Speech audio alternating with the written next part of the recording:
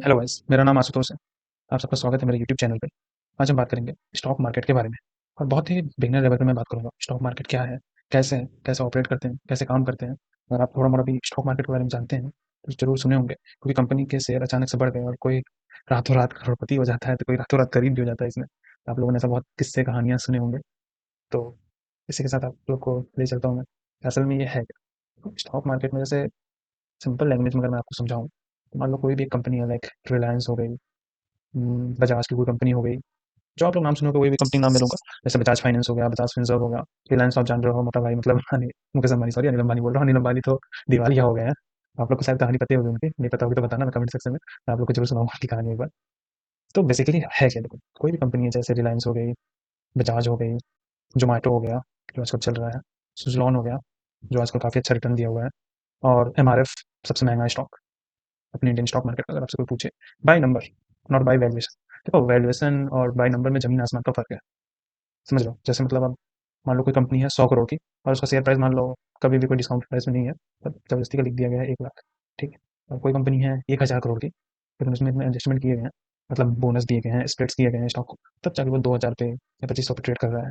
और आजकल एक और स्टॉक हुआ है स्प्लिट बीएससी का। देखो, बीएससी एक स्टॉक एक्सचेंज है, पर बीएससी खुद का एक स्टॉक है, मतलब वो खुद को अपने वो स्टॉक मार्केट में लिस्ट की हुई है। इसका नाम बीएससी है, ठीक है? उसका शायद शेयर प्राइस था शायद 7500 की 6000 करीब-करीब। अब उसको स्प्लिट कर दिया गया, तो अभी वो ढाई ढाई हज़ार के आस-पास चल रहा है, समझ रहे हो? तो मैं आपको ये बता रहा था, कोई भी कंपनी होती है, उसके वैल्यूएशन के रूप में उसका शेयर प्राइस बताया जाता है। तो आप उस शेयर को जब भी खरीदते हो, जब भी कंपनी की वैल्यू बढ़ती है, जैसे मान लो रिलायंस, तो मान लो रिलायंस काफ़ी जैसे अभी जियो, जियो उसने लाया हुआ है और भी सबको कस्टमर जोड़ेगा, ठीक है? और मतलब उसमें कस्टमर कम होंगे, तो तुम देखो कि इन फ्यूचर कि रिलायंस की वैल्यू बढ़ती जाएगी। अब मान के चलो आपके पास एक दुकान है, ठीक है? आप 100 रुपए का सामान बेच रहे हो, आप देख रहे हो कि कस्टमर और ज़्यादा बढ़ते जा रहे हैं। कल आप 200 का बेचोगे, 1000 का बेचोगे, 3000 का बेचोगे, तो आपकी कैपेसिटी बढ़ी ना, समझ रहे हो ना? उसी तरह कंपनी की भी कैपेसिटी बढ़ती है, कैपेबिलिटी बढ़ती है, उसको वैल्यूएशन बोलते हैं। और जब भी कंपनी की वैल्यूएशन बढ़ेगी, मेरा बात सुनो, जब भी कंपनी की वैल्यूएशन बढ़ेगी, उसकी प्राइस भी बढ़ेगी। मतलब मान के चलो आज अगर आप दुकान खोले, तो उसका कैपिटल इन्वेस्टमेंट आप 1 लाख लगाए, ठीक है? कोई भी शॉप आप खोले मान लो, XYZ किराना की, राशन की, कोई भी। तो आप मान लो 1 लाख का आपने दुकान खोला, धीरे-धीरे आपकी दुकान चलने लगा, बढ़ते गया। एक दिन आपको पता चलेगा कि आपकी दुकान की वैल्यू 10 लाख हो चुकी है। वो कैसे? भाई उतना स्टॉक ला के रखे हो, उतना माल ला के रखे हो, आपका मार्केट में उतना गुडविल है, उतना सब कुछ है। समझ रहे हो ना? इसी के रूप में पता चलता है वैल्यूएशन। ठीक इसी तरह से स्टॉक मार्केट में भी यही काम करता है। और हमारे पास 2 एक्सचेंज हैं। पहले समझो ट्रेडिंग होती कैसी है? मान लो जैसे ये कंपनी है रिलायंस, और ये हो आप बायर, मतलब आप खरीदना चाह रहे हो इसका शेयर, तो आप डायरेक्टली जाके नहीं खरीद सकते हो रिलायंस से। आपको बताना पड़ेगा, मतलब आपको जानना पड़ेगा कहाँ से आप खरीद सकते हो। उसके लिए इंटरमीडिएरीज़ होते हैं, लाइक स्टॉक एक्सचेंज और स्टॉक ब्रोकर। स्टॉक एक्सचेंज ये काम करता है कि कोई भी कंपनी वो जाके स्टॉक एक्सचेंज पर लिस्ट हो गई है, जैसे रिलायंस मान लो। फिर आपका स्टॉक ब्रोकर मदद करता है एक्सचेंज के थ्रू आपको खरीदने और बेचने में। मान लो अभी रिलायंस का शेयर 2500 चल रहा है, तो मान लो कल को जाकर 3000 का हो गया, तो आपको सीधे सीधे 500 रुपये का प्रॉफिट होगा पर शेयर। समझ रहे हो? एक शेयर की वैल्यू है 2500। अगर मान लो आप 10 शेयर लेते हो तो वही वैल्यू हो जाती है 25,000 रुपये। और जब आप मान लो 500 का प्रॉफिट हुआ है तो सीधे सीधे आपको 5000 का प्रॉफिट होगा अगर 10 शेयर आप लिए हो तो। ये है बिजनेस। फिर मैं आपको नेक्स्ट स्लाइड पे लेकर चलता हूँ कि ट्रेडिंग, आपने सुना होगा ट्रेडिंग और इन्वेस्टमेंट नाम की चीज़ है। ट्रेडिंग क्या है और इन्वेस्टमेंट इन्वेस्टिंग क्या है? देखो ट्रेडिंग और इन्वेस्टिंग में बस ज़्यादा नहीं, बहुत बड़ा फर्क है। जस्ट सेकंड, मैंने स्लाइड में थोड़ी गलती लिख दी है, यहाँ पे लॉन्ग होगा और भाई टाइटल लिख रहे थे, छोड़ो उसको बाद में से करूँगा। आप ये देखो कि ट्रेडिंग आपने सुना होगा वर्ड, एक इन्वेस्टमेंट। तो इन्वेस्टमेंट किसको बोलते हैं पहले ये समझो। इन्वेस्टमेंट वो होता है जो 1 साल का होता है या फिर 1 साल से ज़्यादा का होता है। आप कोई भी इंस्ट्रूमेंट में ट्रेड कर रहे हो, बॉन्ड में, डेट में, स्टॉक्स में, अगर आप 1 साल तक होल्ड करते हो, तो आप लॉन्ग टर्म में कहलाए जाओगे। अदरवाइज़ जितना भी होगा सब शॉर्ट टेम्पर्ड होता है, तो फिर वो इन्वेस्टमेंट में काउंट नहीं होता है। लेकिन जो आपकी ट्रेडिंग होती है, वो 1 दिन की भी होती है, 1 हफ्ते की भी होती है और 1 मंथ की भी होती है। पहले आप ये जान लो। 1 दिन वाले को बोलते हैं इंट्राडे, आपने नाम सुना होगा इंट्राडे। और जो 1 वीक, 1 मंथ तक चलता है, उसको आप स्विंग ट्रेडिंग बोल सकते हो।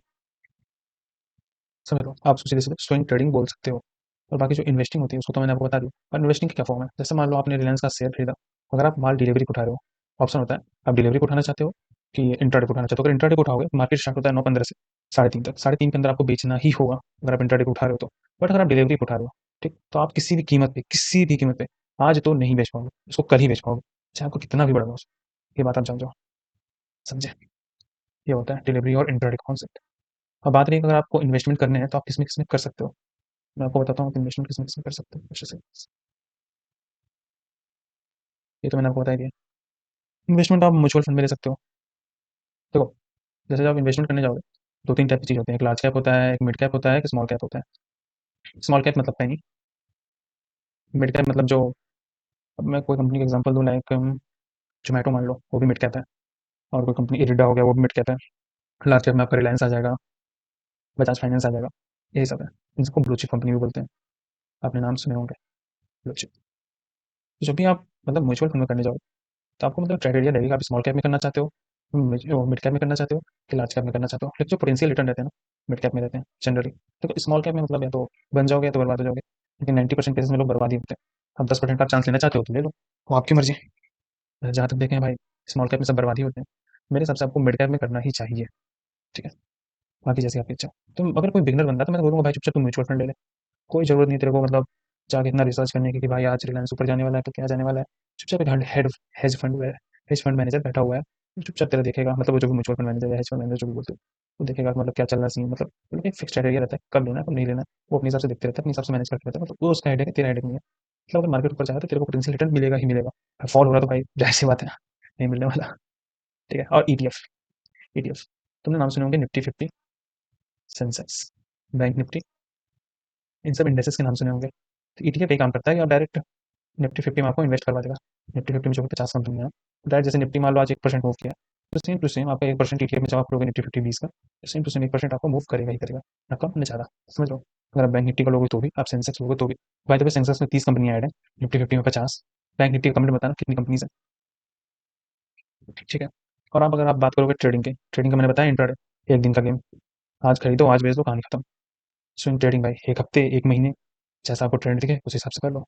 बीटीएसटी और एसटीबीटी ये बाद में होगा ना क्या होते हैं, इस पर मत ध्यान दो। इतना समझने के बाद आपको एक चीज़ और दिखाता हूँ कि आप इसमें मतलब कौन से ब्रोकर से आप इन्वेस्टमेंट कर सकते हो। देखो सब प्रेफर करते हैं जीरो था, कोई एंजल वन, कोई अपस्टॉक्स, कोई ग्रो। मैं प्रेफर करता हूँ कोटक। तो अगर आप ट्रेडिंग करोगे तो इसमें जीरो ब्रोकरेज है, ठीक है। अब बढ़ा के 10 रुपये कर दिया है, लेकिन मेरे को अभी पता नहीं कि जीरो ब्रोकरेज ही लग रहे हैं। उसके टर्म्स एंड कंडीशन थी कि मार्च के बाद आप मतलब 10 रुपये के मतलब ब्रोकरेज में चले जाओगे, बट अभी मेरे को जीरो ब्रोकरेज ही लग रहा है, टू बी वेरी फ्रैंक। अगर आपको कोटक में नहीं ओपन करना है अकाउंट, तो मेरा सजेशन रहेगा कि आप ग्रो में अकाउंट ओपन कर लेना, सबसे बेस्ट है। सबसे अच्छा इसका यूआई है, सबसे अच्छा एक्सपीरियंस है, सब कुछ अच्छा है। तो आँख मूंद के अगर आप ग्रुप में अकाउंट खोलो, अच्छा है। अगर आपको फिर लगे कि अगर अच्छा चल रहा है ट्रेडिंग में या इन्वेस्टमेंट में, तो आप कोटक के साथ जा सकते हो, कोटक भी द बेस्ट है। भाई मैं कोटक में करता हूँ और आपको दिखाता हूँ मैं, मेरा पिछले साल का पोर्टफोलियो कह रहा हूँ। ये देखो,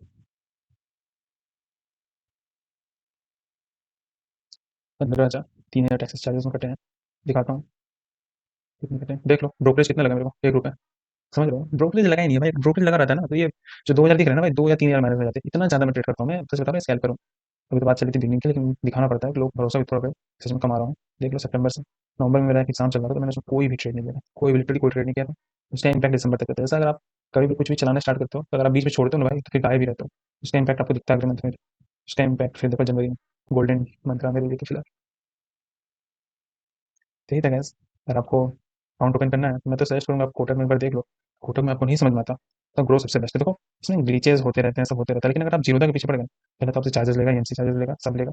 और यूआई भी उसका नहीं समझ में आएगा। सबसे बेस्ट ग्रो है। ग्रो के बाद मैं नंबर दूंगा तो स्टॉक्स को, फिर एंजल वन को, लास्ट में जीरोधा को। मैंने जीरोधा को कभी प्रेफर भी नहीं किया, और जीरोधा मेरा अकाउंट भी नहीं है। मेरे सब में अकाउंट है, इसमें नहीं।